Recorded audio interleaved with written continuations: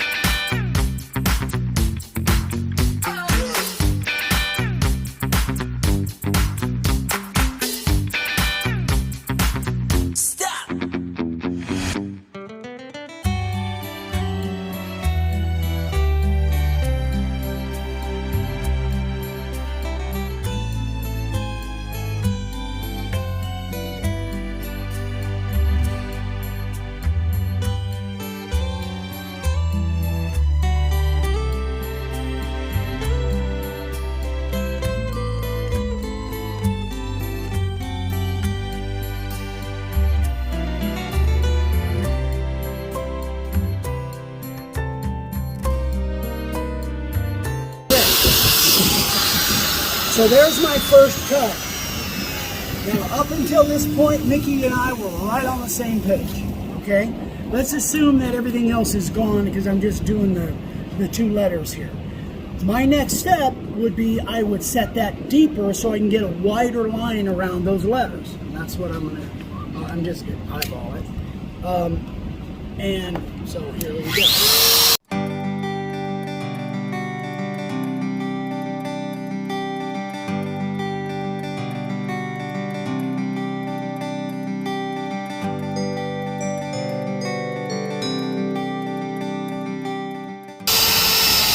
That's what I call my buffer. Oh, I didn't read the middle of it.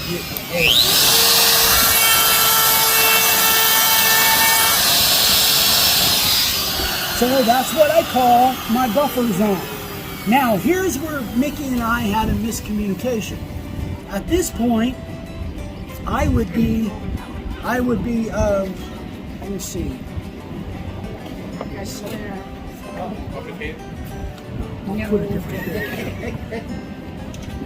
So at this point, Mickey, this is where you would go in with the 90, or you would go in again? I could go in with the 90 because there's a lot of space in there, but yeah. I would go back, but I wanted to have a perfectly straight line on the letters. Right. Because I thought that's what we were supposed to do, and I keep damaging and nicking my letters. Because you're getting too close to That's right. I didn't know that you wouldn't even see the itty-bitty tiny ridge that you leave, the buffer zone, that you would leave next to the letters. I thought people would... Oh, I'm sorry. Eric? Yes. I need a Time out. A little bit of a miscommunication, and I put the blame on myself because I obviously didn't teach it right to the point where Mickey could understand. He's a little challenged that way. No, I'm just kidding. I'm just kidding. But it brings good buffer challenge. Yeah, but it brings good 4 years challenge. Yeah. But, so, you know, at this point, and this is where, when when I was over there the other day, where we realized that, okay, now I know what's going on. So I'm setting my cleanup bit or my background bit 90 degree at somewhere around 1/4 of an inch, yeah, something like that. And at this point, I just cut a plow.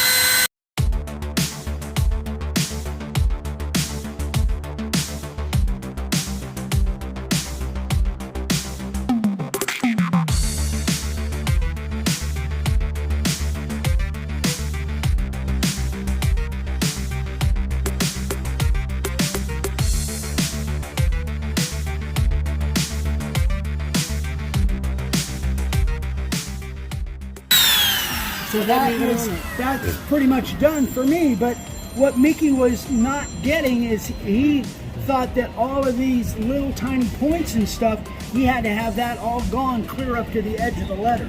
And that just is not, it just doesn't have to be. That's as much as you need to do. So, you know, we're talking, it's funny that we've got a speed sign carver here, and that's what I would call a great sign carver, but for speed.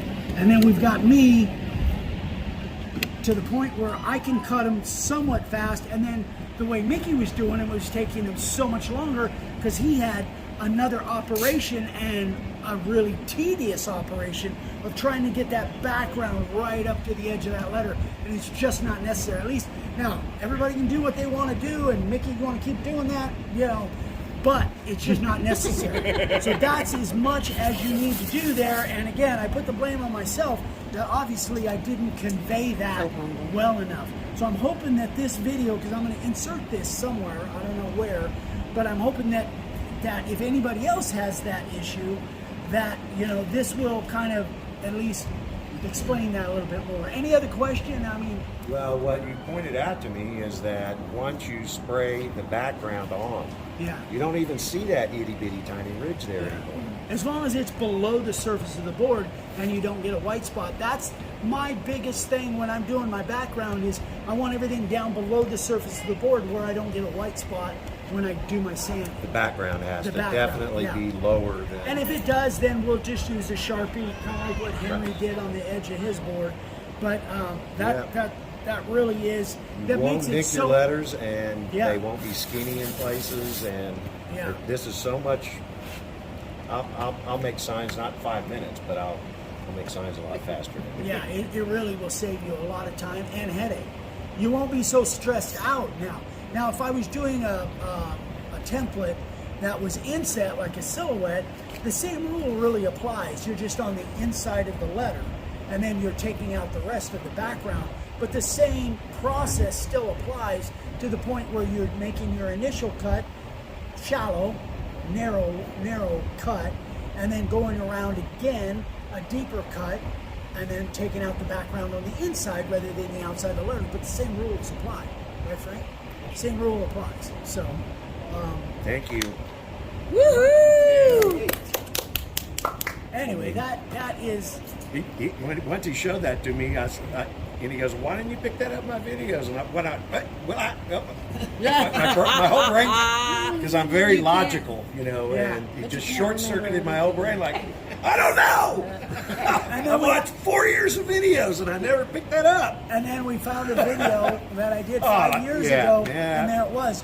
But back in those days, probably the last time I'd done it, Dad was filming. I was in front of the camera. Dad was filming, and we probably had a camera that wouldn't zoom in really well. We started this whole thing with what? One of those little flip cameras? Those little flip cam things? I don't know, but they're cool videos, the beginning videos. Yeah, I can't watch them. From a viewer's perspective, they're appreciated. I mean, you learn, still learn from the interactions with Dad these days. That's a real, now I watch him from that interaction standpoint because I miss that.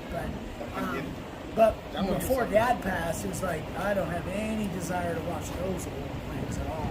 Because I was nervous, I didn't, you know, it just was... Y'all are just figuring technology out. We were just figuring it out. Yeah. Pretty cool. Yeah.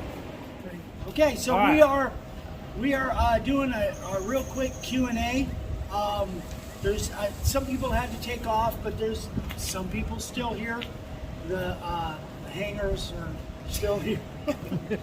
So we're sharpening bits, and gosh, I'm gonna sleep well tonight. This has just been such a blast.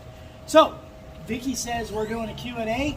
So do we have questions from the gallery? Yeah. Oh, I'm going to ask you something that you have in the past gotten somewhat into it with passion. uh-huh. Let's talk marketing. Okay. Give marketing point of views to people who are starting out, how to find a niche, how to find a customer base, how to grow their business, their channels. You've helped my channel grow tons, but marketing is something that a lot of people are afraid of Yeah. because they don't want to hear no. Yeah. So Yeah. give us your take on marketing. So it'll be different for everybody. It depends. From a marketing standpoint, I would take each individual situation and where you are. There are people around you. I've never found a situation where there aren't people around that will buy your signs, but you got to find out what they want. So if you're in an area that has a lot of horses, stall signs, ranch signs. If you're in an area that you don't know really what your market is, if there's a lot of commercial businesses around, I literally would make a sign that you're really proud of, that you really like, and I would carry it with you everywhere you go. Every store you go in, every business that you do business with, everywhere you go, take that sign with you as just part of what you walk around with. I guarantee you, if you're proud of that sign, and don't take it unless you are, I guarantee people will ask you about it. That's just one way to go. Sports are big, especially in the flyover states, you know. So I think sports are a big thing, and a lot of small communities where you might not have a lot of going on, they're probably into high school sports. I think high school sports signs for parents is a huge underserved market. I think that there's a huge niche there, making a sign with the kids Matthews on it, number 66 or whatever, and making signs and somehow get into the boosters clubs. Just start making signs for free until you get your signs out there. That will bring you business. There's just so many ways. And from Now, that standpoint, Eric, a lot of times you have to get permissions from the schools to make their logos. To do their and stuff, logos, yep. And to have the right to sell them. Yep. So- yeah. So you may, and again, it's these small communities. You probably have access to the athletic directors or the people that are in the administration of the schools. So go talk to them and tell them, you know, you're doing these, and you know, and make one free for the coach, or you know, give your work away until you get to the point where you know you'll get business, and it won't take long. And again, I would walk around. I used to walk around literally with my Live to Ride sign, and that thing just, it gathers attention everywhere it goes. But the main thing is get your work in front of eyeballs. Get your work in front of people. Now again, that's face to face. There's a whole nother way you can do it online, and many people are more comfortable doing it online, Facebook marketplaces and different things. And there's some people that are doing really well with the Facebook marketplace. I don't do that, but I know a lot of people do, and they do really well with it. So there's, there's just so many different ways, but it all boils down to get your work in front of people. So that's just a few ideas. Go and watch video number 100. That was our video number 100 that Dad and I did. I can't even remember all the things that we talked about, but we talked a lot about, and that was like 8 years ago, 9 years ago, whatever. It was a long time ago.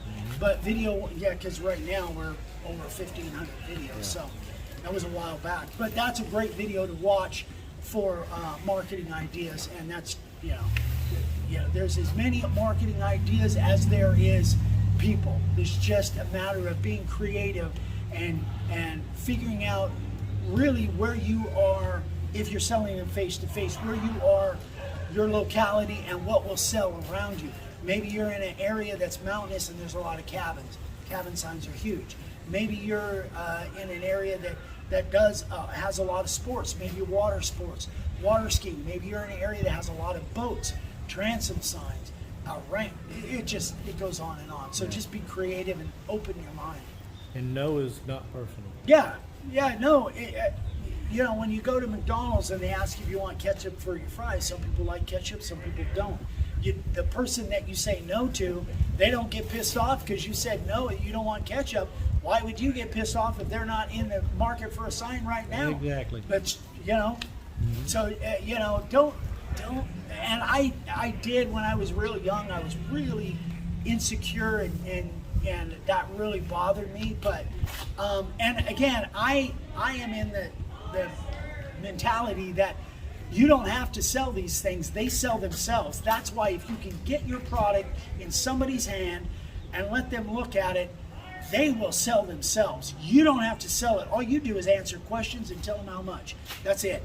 The signs will sell themselves. Walking out, and in his shopping basket, he had a scroll sign, a scroll sign. Okay. Yeah. And I questioned him, I said, did you buy that here? He said, no, I carry it around with me every time. You'd be surprised how many sales I get. Just carry it with me. Yeah. So I stole the idea from him. Yeah, you know, I realized it. I honestly realized it when we, Dad and I went to Woodworkers Emporium in Las Vegas, which is only about an hour and a half. And I was talking to the people that ran that place and owned it, and I was marketing our videos, our $20 sign making DVDs, and I wanted to take that sign and put it in front of the DVDs because they were selling our DVDs for us on their counter, and I wanted to put that sign up there. Before I ever even got into the door, people that were walking past me, they stopped me, and by the time I got to the counter with that sign, I had 10 people around me asking about that sign. I said, "Oh, there's my videos right there. You can learn how to do them." But anyway, that was a light bulb for me. It's like, why aren't I doing this all the time? I could sell a crap load of signs, but just carrying the sign. It really works, guys. It really, really does. This is on a personal note.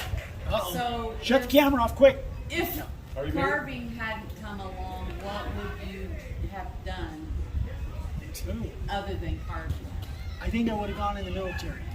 I really do, because I knew that all of my friends that got out of high school, they either went to work at McDonald's or they went to work on a farm or whatever, and I knew that wasn't for me. And I was enthralled with the military. I think I would have gone in the military, but Dad started this when I was 10. By the time I was in junior high and at least high school, I knew what I wanted. I knew where I was going. So it was like, that was, from the first time I cut wood with a router, I knew that was my future. I knew that's what I wanted to do for the rest of my life. So I was really super lucky, but not that going to the military, but I think I would have probably gone in the military. I certainly would not have gone to college because I hated school. Oh, it was a waste of my time. And nothing against people that are educated, but when I'm having to sit through a class when I know the router is waiting for me at home, it's like I can't wait to get home. So it was never an issue for me from the time I started cutting with a router. That's all I ever wanted to do. And then of course, from circumstances, it led into teaching and this whole silly YouTube thing. Then my passion became teaching and sharing and doing that. That's So my y'all, passion. in Oakland, y'all had that level of doing things on site. Yeah. And then at what point did it kick up a notch and change? That's a great question.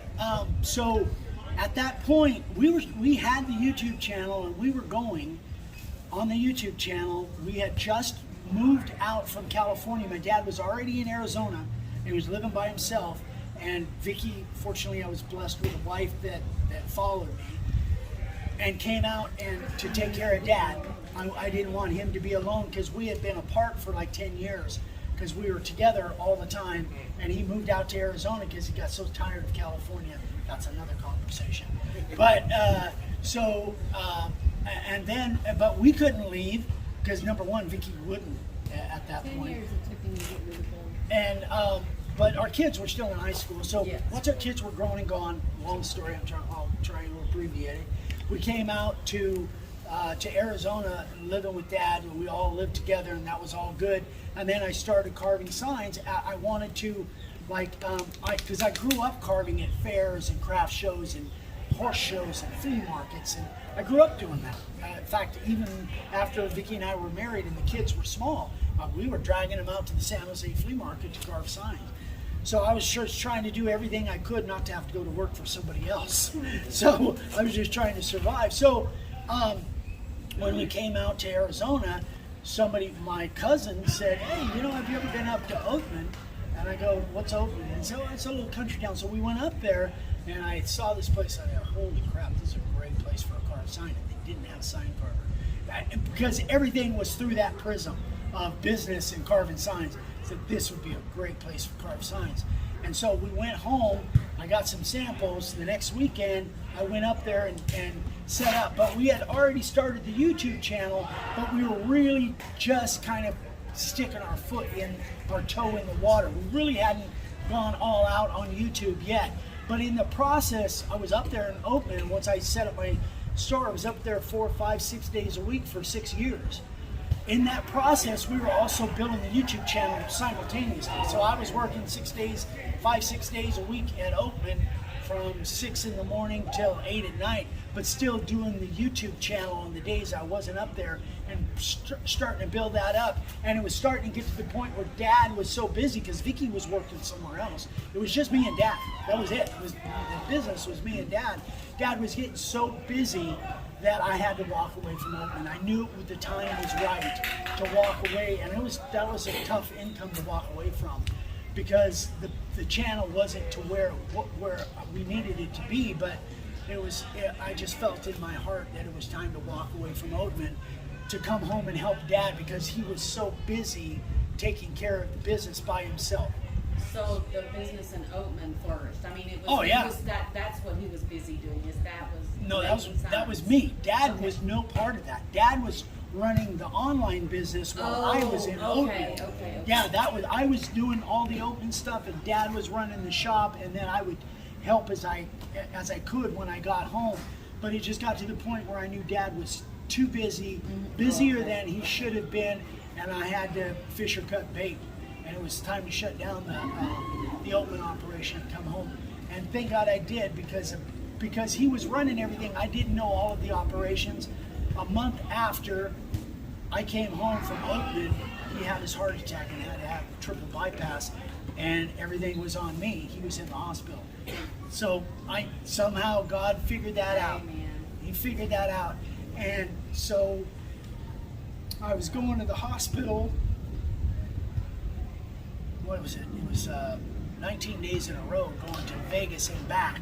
So I would run the business in the morning, go to the hospital, see him, come back, run the business at night, get a couple hours sleep, back to the hospital. Yeah, so it was like 19, 20 days of that in a row.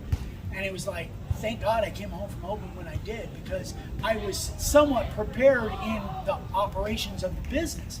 Because before that, if that had happened when I was up in Rhoten carving 5 days a week, I'd have been totally lost. It was like, holy crap, what the hell do I do? So it was a God thing that I came home when I did. Those first videos were pretty brutal. No, they're awesome.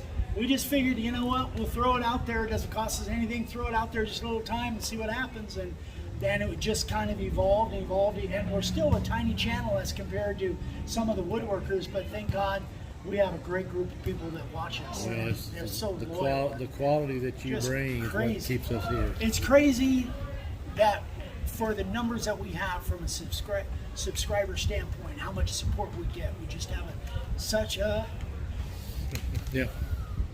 great group. I have another question related to Hertz. Yeah. So when you did signs on site like I do, Yeah. did you get burned out? Um, And I'll answer myself in a second. Because you say you were doing them 5 to 6 days a week. yeah. I did get burned out from the preparation from driving up there, from driving home, once I started that router up and then I was talking to somebody and selling a sign, then it was In your all, element. I was going on adrenaline for 8 hours a day. It was dragging my ass around, getting prepped, because I'd have an hour of prep before I ever left for Rhoten. It was an hour drive to Rhoten. And then I'd set up, and I had the shop all set up, so all I had to do was open the doors, put the displays out. But so I was tired at the end of the day. You know what I'm talking about. But it was an adrenaline rush, and I never lost that. I never lost. But I only did it at that particular location, only 6 years. So I never lost the adrenaline from interacting, and when you know what it's like when you hand somebody a sign and get that immediate Reaction when you yeah. do Oh, something in pro. you get hooked on that. Okay, we're getting the. Okay, all right. I'm going long-winded, guys. That is it for the Q&A. We're gonna pack this thing up. I think we're gonna work with Henry a little bit and put a router in his hand. No, you're not wrapping it up just yet. Okay. You're not just wrapping it up just yet. Okay. On behalf of all of us, we can't thank you and Vicki enough for coming down and doing this and choosing Texas first Well, for your inaugural trip. And everything y'all have done for us from day one has built up and it's continuing to build. And we know it comes from in your heart that you want to do. And the love and support that you give us from day one to today can't be matched by anyone anywhere else. And we love you guys. So thank y'all. I love you. I had to come to Texas because Ryan said, wherever you go, you got to go to America. Get the hell away from California. Go to Texas. That's where it's America. Any of you that know my son. Yeah. Yeah, My Ryan's son awesome. Ryan. You can get political about Texas. Oh, boy. Yeah. Saw that Go- he almost got you a got to white go paper to shut America. down. Yeah. The thing All right, about guys. it is, No, go the ahead. thing about it is you had no idea where I was. I When didn't. I made that phone call to you, the very first phone call, you had no idea where I was in my life and what I was dealing with. And when I called, I texted him an email or something, and he said, "Well, here's my phone number. Give me a call." And I was like, "No, I can't call him. That's Eric Rhoten. I can't call him." And I'm like, "Elvis Presley, Eric Rhoten." And I got so nervous. It took me for like 20 minutes to dial the phone number, Oh, my right? gosh. I know that's hard to believe, right? Yeah. I know because of how I am, but still I was kind of starstruck in a way, but I was also like, he's like Eric Rhoten. And Vicki answered the phone and she said, "Hold on, I'll get him for you." And she gives you the phone and you said, "Hello," and I went, "Hello." But you didn't know where I was, but God knew where I was, and that was from the very beginning. Your kindness and your gentleness and your helpfulness and your constant has been such a blessing, and just an ultimate blessing in my life, just mine. And I know there's many people that have that same story, but because I'm here, I wanted to look at you in the face, and that's why I drove here, is to tell you face to face that it changed my life. It has changed my life, and I'm so thankful. You're welcome. You guys have changed my life. Because we wouldn't be here without you guys. The support that we get. We may not be married without you. Yeah, the support that we get from you guys is just phenomenal. It's still, and Dad and I would talk about it probably at least once a week. We just couldn't believe what this thing turned into. After every Friday Night Live, It was just like, full hour holy crap, we got conversation. people Yeah. from all over the world chiming in. It was just unbelievable. We just couldn't believe what it really turned Very into. humbling. And yeah, super humbling. And I would tell Vicki, but when Vicki was working in the casinos, and she just couldn't quite, she would understand, but she couldn't quite because she wasn't living it. But once she came home and started really seeing what was going on, it was amazing. You're just so real, just so real and down to earth, and just regular folks, you know. And it was just a breath of fresh air, just there. And I talk to people and I'll say, yeah, Eric Rhoten said this, and they're like, who's Eric Rhoten? I'm like, you don't know Eric Rhoten? Like, I think it's like a household name or something. And I'm like, well, let me send you his YouTubes. And, you know, that's the deal, is you pay it forward when somebody's been a blessing in your life. And you just pay it forward, and your work speaks for itself. Your heart speaks for itself. And I'm so glad that y'all are blessed. My thought is his heart, because I know his heart shows on every video. Because what you see on the videos, that's what he is. That's who he is. It is. And he tries to give everything he's got. And he does. He I does. learned from the best. You did. I am the Yes, queen, baby. yes, And yes. who gave you You that? did great with me. So what happened to wrapping it up? I thought Oh, we okay, were- sorry. Yeah. Yeah. Say Okay. goodnight, Gracie. All right, we're out. Thank you so much for watching. I know this was probably boring as hell for most of you, but thank you for watching and sticking to the end. And we love you. We'll see you on the next one. Bye. Bye. Bye. Bye.